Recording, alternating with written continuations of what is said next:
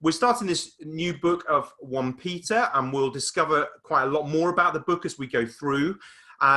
Let me just introduce it for us, if you're watching along at home or at Dell Road. Peter is the great friend of Jesus, the one on whom Jesus said, "I will build my rock.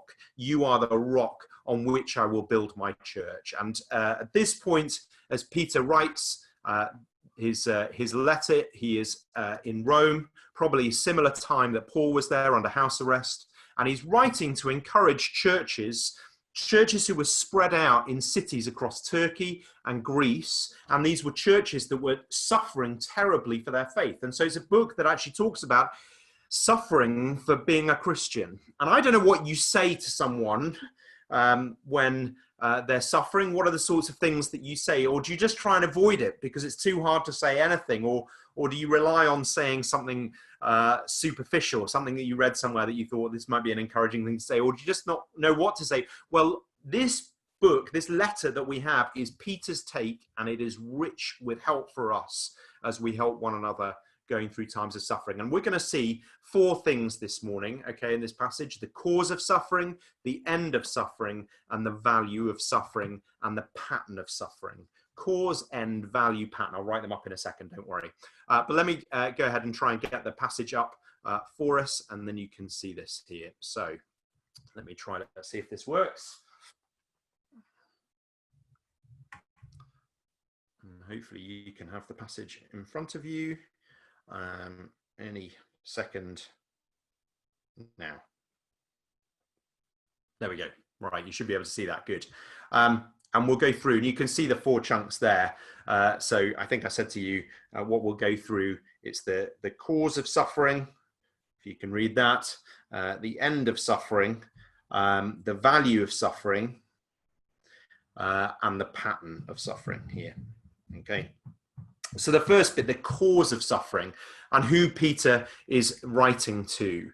And what you see very early on in this passage is all about what is the trouble of suffering. What's the cause of suffering? And the cause of the suffering that I think Peter points out is the fact that we actually have, as Christians, 2 identities. And those 2 identities are permanently in conflict with one another. And so he calls us both God's elect, but also exiles. And those are the 2 significant identities that we have. So first of all, what he's saying is we are refugees of heaven. Refugees of heaven. He describes us as God's elect who are also exiles and scattered. An exile it's a legal term. It's like a refugee would be in our language. It's a polite way of telling someone you don't have legal rights here. And Peter is writing to Christians that he'd met in Greece and Turkey, reminding them that their culture, what their culture would remind them all the time, you don't quite belong here. You are, as a Christian, a refugee of heaven. And because you really belong in heaven, because that's your full and truest identity, currently you are sojourning through this life. Refugees are people on the move, fleeing away from something and striving to make a new home somewhere else. You hope that it won't always be like this. Well, Peter's saying that is your attitude in the world right now. This is just the tent that you're living in. And it's uncomfortable because it means, unlike people who are perfectly comfortable at home here, we as Christians, we are never completely at home within our culture. We are exiles. We are scattered. And he uses the word scattered because the church wasn't able, in fact, is not called to be the church in one place all together, all at the same time, like the people were in the Old Testament people of Israel. God has seen fit to sprinkle us around the world to be salt and light in different places. But the reason that causes conflict is because actually part of our identity is, well, we are ambassadors of heaven. We're not just refugees of heaven, we're ambassadors of heaven. He calls them God's elect here. And then he says in this Trinitarian comment in verse 2, Father, Spirit, and the work of Jesus Christ. You can see there's a bit of Trinity there. They have been rescued by God. And he says something quite strange here, that they've been sprinkled with the blood of Jesus. And it sounds a bit like something from a Hammer horror movie, doesn't it? But there's something actually quite beautiful going on in that imagery of sprinkling. It's a reference to Moses in Exodus 24, sprinkling the blood of the ox over the people to show them that they really do belong to God. And here is Peter. He's writing to these Christians in secular parts of Turkey and Greece. They weren't Jewish by background, most of them. And Peter is saying, you have been sprinkled too by Christ's blood. Christ has fulfilled all the promises of the Old Testament for you. And he's going to come back time and time again in this letter to say, remember your identity. But here we just notice there is a real point of tension. There's a struggle going on.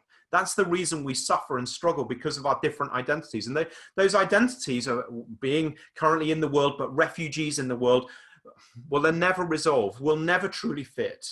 We're always maybe on a fight for acceptance, but you know what? If you are truly authentic in all your relationships with Jesus, with maximum credibility to your faith, you will find that you don't always belong.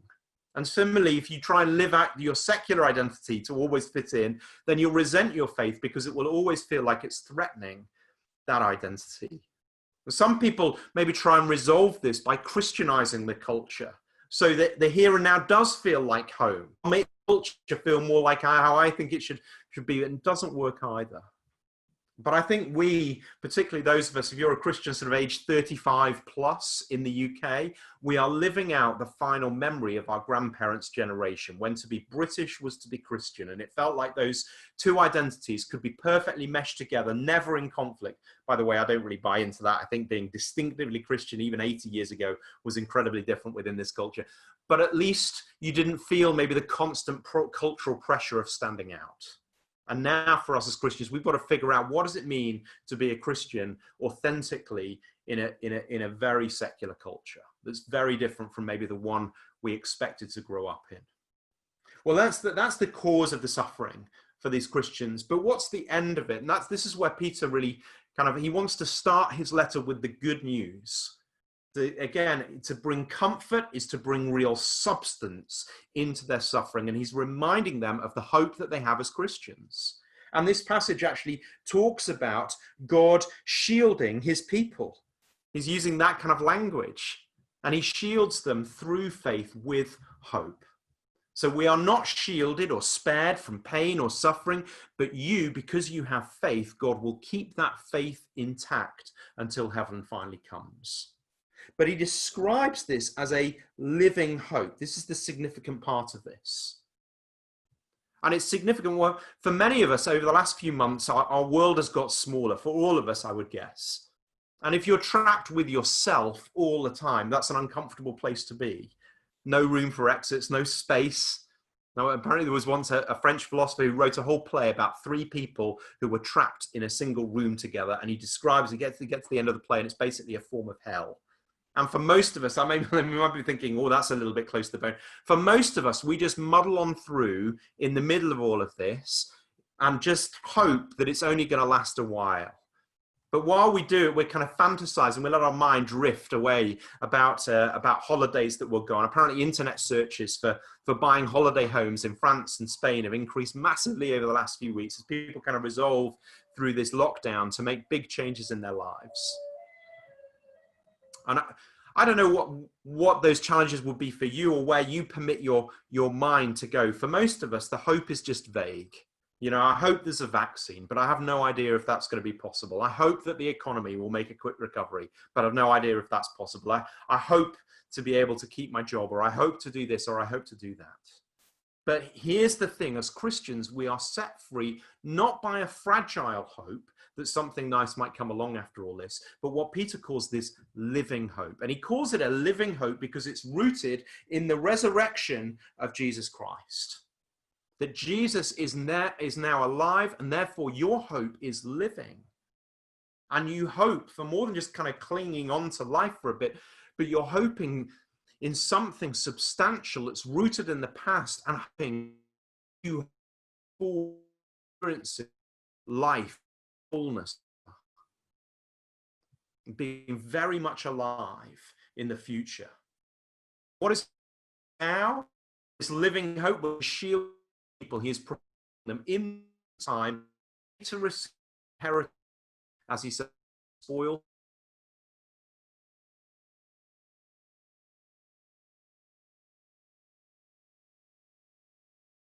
faith that you're hoping in right now. It can spoil, it can fade, it can perish. But Jesus is shielding your faith for a better hope. And maybe you look at that and think, well, I don't feel it. Surely I should feel it more.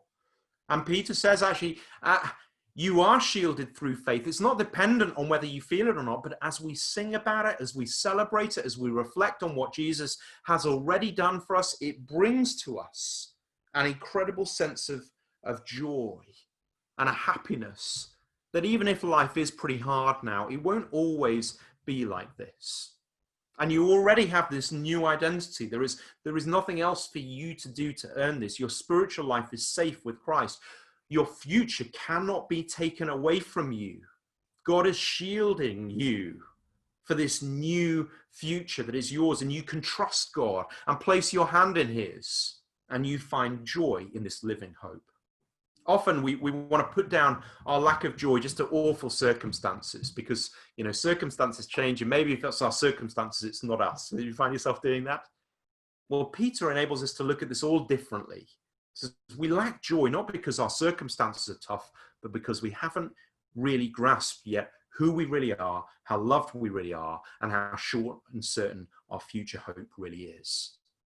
But if you can start to grasp that, then he says there's something else. You can start to see the purpose of the suffering. And this is the next thing in this next section, the value of the suffering.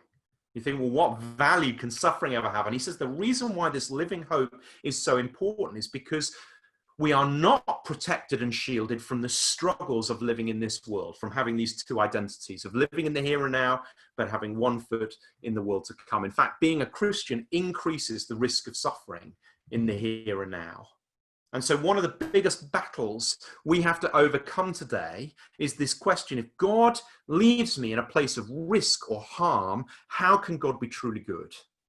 Surely the appropriate response to harm is always to withdraw, is to protect yourself from anyone who might cause you any kind of harm. And surely God agrees with that, doesn't he?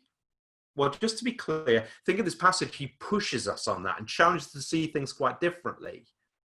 Now, I do want to be clear. We're talking about the principles here, not all the practicalities. So I think God says plenty about protecting the vulnerable. So just before you ask the question, we don't counsel here people to remain in abusive relationships and things like that. Just to be clear on that, okay? It is important to remove yourself from very harmful situations. However, God does permit us to experience harm in our life. Look at verses 6 and 7. In all this, you greatly rejoice, though now for a little while you may have had to suffer grief in all kinds of trials. And then he goes on to say here in verse 7, these have come so that the proven genuineness of your faith, of greater worth than gold, which perishes even though refined by fire, may result in praise, glory, and honor when Jesus Christ is revealed. Do you see what he's saying?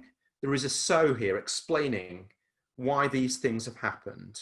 These things, these different griefs and sufferings, these have come so that the genuineness of your faith might be seen, and that may result in praise, glory, and honor when Jesus Christ is revealed. So what he's saying is the Christian life is a live fire situation where you are not protected from harm just by virtue of knowing God. Indeed, you will suffer more because you know God. Because Peter says that is the context in which your faith, which is, by the way, he says, the most precious thing of greater worth than gold, sufferings are the way that your faith, which is so precious, is refined. And that through that, in the end, Jesus is glorified. And what he's pointing out is something our culture doesn't have any framework for, because it has no concept for eternity. It certainly doesn't agree with this idea that your faith is more precious than your life or even your comfort. And because God thinks this, that your faith is more precious than your life, he is willing to count your life and your comfort and your peace and your happiness and your identity and your children and your friendships and your health as the things which enable that faith to be refined, even as you suffer because of them. Why? Because God is more concerned with the preciousness of your faith than your comfort. Your faith is more precious than gold. Your comfort is not. Now, this is difficult, okay? I was having a conversation recently with some church leaders about this, about discipleship and about what tools and training we do to grow disciples, because we were thinking, well, knowledge on its own doesn't produce character or perseverance. Lots of people, lots of young Christians seem to have lots of knowledge, but it doesn't necessarily translate into character or perseverance. And we're thinking, why not? Where do those things come from? And the only tool we could think of that we'd experienced that really accelerates maturity like nothing else was suffering. It was sufferings that really showed whether our faith was genuine and enables faith to be richly seen in our lives. And we decided, you'll be glad to know, against setting up a new discipleship program with suffering at the center of it. Apparently it's unethical or something. You're not supposed to do it. But if we were to do it, it would be like one of those reality TV programs, you know, the SAS Who Dares Wins, where normal people go through the SAS selection process, not just designed to stretch them physically, but particularly mentally and emotionally. Avoidance of suffering and pain is not Jesus' goal for your life. His goal is to make you more like him so that he will be praised in the end for the work he's completed in you. And that means he will use your hurts and sufferings to deliver that. And it's difficult because it means for us, nothing is off limits to God. And you might ask, well, what's the point? Why would Jesus do that? Is it just cruel? Is God just a sicko who loves suffering? No, of course not. But he does use suffering as the refining fire to burn off the things that give us false hope in our life. Why? Because there are all these other things that get in your way of seeing Jesus. You can see the effect of that in these particular Christians that he's writing to, because despite all their sufferings, he says to them in verses 8 and 9, though you have not seen him, you love him. And even though you do not see him now, you believe in him and are filled with an inexpressible and glorious joy. Because you are receiving the end result of your faith, the salvation of your souls. He's saying it's only as the things of this world lose their preciousness that we see the true preciousness of Christ. When we're clinging on to everything else that props up our lives, we never really grow. We never really have to trust God. And yet we see brothers and sisters around the world who love Christ but are suffering for Christ, are much further on in their discipleship than us, because their view of Jesus is clearer than ours. They are already receiving their salvation. Even as they perish for their faith, they are becoming like Christ. And then this last section is the pattern of suffering. The pattern of life for us is, sadly, unfortunately, this is just the reality, suffering now, glory later. That was the way it was for Jesus, so it is also for us. And I think all the way through this passage, there's been little hints in terms of this exile language that Peter's setting up for us. It was just a reference way back to the Old Testament. Twice in Israel's history, the people of God were homeless. We call them the Exodus and the exile. And what you see in the scriptures, in the Old Testament scriptures, is at that time, though the people couldn't see it, they were amongst some of the most spiritually significant times for the people of God.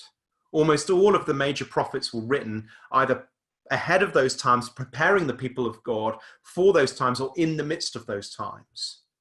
And Peter now goes back to those Old Testament prophets, preaching and speaking at times of incredible uncertainty and frustration for the people of God. And he says, as they preach concerning their sufferings, as they call people back to repentance, as they pointed people to future hope, do you know what they were doing as they preached and prophesied? They were serving us. Concerning this salvation, the prophets who spoke of the grace that was to come to you searched intently and with the grace of care, trying to find out the times and circumstances to which the Spirit of Christ in them was pointing when he predicted the sufferings of Christ and the glories that would follow. It was revealed to them that they were not serving themselves, but you. They were serving us. The reason why Old Testament Israel spent so long walking around in deserts or spent time being thrown out of their kingdom or being invaded or whatever else was going on was because when those things happened, God spoke. And those words then speak to our church now. Because living on the other side of the cross, we're tempted to think following Christ, surely this side of the cross is following Christ in triumph. And Peter says, no. Remember the Old Testament prophets. Remember the pattern of the kingdom. It's always been suffering now, glory later. That was the story of Israel. That was the story of Jesus. That is the story of the church. And this is quite a lesson. This is quite a lesson. You've got to think about Peter, okay? Peter is the guy who once rebuked Jesus for talking about the cross, saying, you're the Messiah. I don't want to hear any language of death. This isn't right for you. Now, what Peter really understands at the end of his life, he's seeing what we must all see. The pattern is suffering now, glory later. So as we come to an end, maybe you just want to reflect on that for a minute and think for yourself, how do you normally respond to suffering? What's your normal response to suffering? How does that need to change? And how do the things that Peter writes in this letter, at least in this passage that we've seen together, how does it change some of those things? How do you normally respond? How does that need to change? How do the things in this passage begin to help with that?